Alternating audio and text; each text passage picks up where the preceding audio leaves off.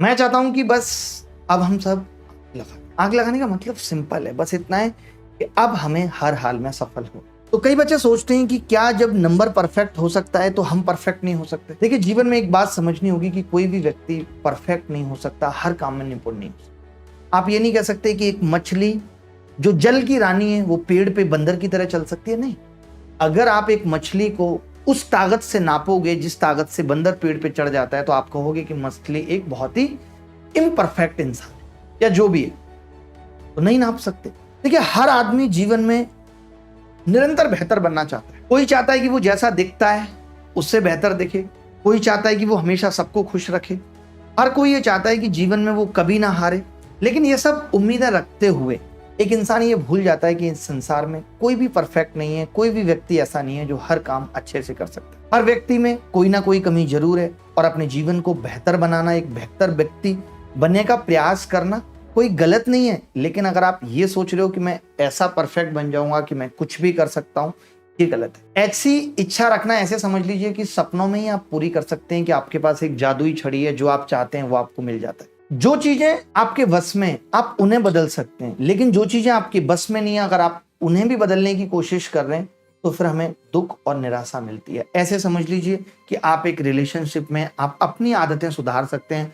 आपको इस बात से कि वो मेरा फोन टाइम से नहीं उठाते गुस्सा आता है, तो आप अपने आप को बदल सकते हैं। बट अगर आप ये सोच रहे हैं कि नहीं, वो मेरा फोन टाइम से उठाए नहीं तो मैं गुस्सा करूंगा, तो ये गलत है। जो चीजें हमारे बस में नहीं है, ऐसे लोग, क्या होता है, इसी को कहते हैं हम कि रॉन्ग एक्सपेक्टेशन सेट करना। लाइक किसी से भी गलत उम्मीदें पाल लेना, ये जानते हुए कि वो घर में रहती है और हम फिर भी चाहें कि नहीं, वो अपने घर वालों से लड़के मुझसे मिलने आए, जबकि अभी घर वालों को पता भी नहीं है कि उसके जीवन में मेरे जैसा भी कोई छछूदर है।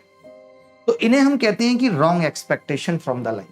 बहुत लोग ये पाल के बैठे रहते हैं। तो इन सब चीजों से हमें बचना है। मैं हमेशा एक चीज कहता हूं कि मैं सिर्फ गणित नहीं पढ़ाऊंगा, मैं आपको बताऊंगा कि जीवन क्या है। अगर हम जीवन में परफेक्ट बनने की सोच रहे हैं तो ये बात जितनी जल्दी हम अपने दिमाग से निकाल दें उतना अच्छा है।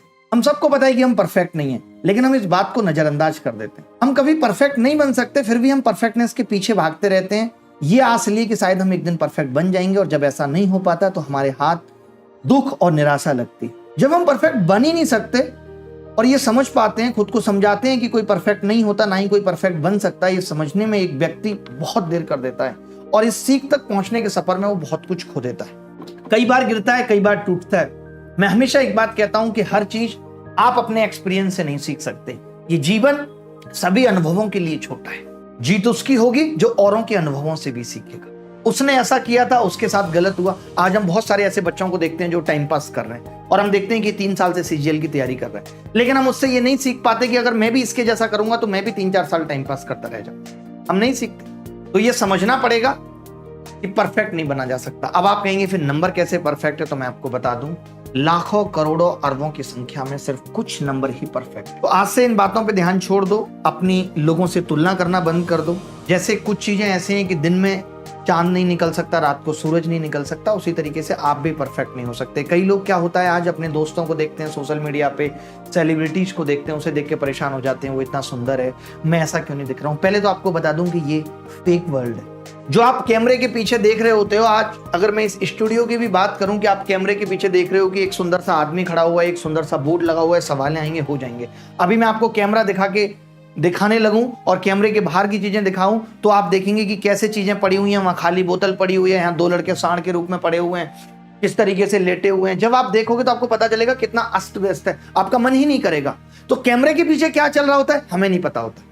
हम सबको कैमरे में देखते हैं, अरे ये तो बड़ा अच्छा है। मैंने कितने लोगों को देखा, आपने भी देखा होगा, आप एक रेस्टोरेंट में एक पत्नी आके बैठे और दोनों एकदम अपने अपने मोबाइल में लगे हुए हैं। जैसी पति ने कैमरा निकाल के ऐसे किया, देखो ऐसे, तो महिला, हमें लगता है इनका जीवन बहुत खुशहाल चल रहा। तो इन चीजों से भी हमें बचना है। इसीलिए मैं कहता हूं कि सोशल मीडिया को हम समझ नहीं सकते तो हम इससे दूर रहें तो अच्छा। कंपैरिजन करना स्टार्ट कर देते हैं हम कि इसकी लाइफ तो बहुत अच्छी चल रही है, मेरा क्या होगा।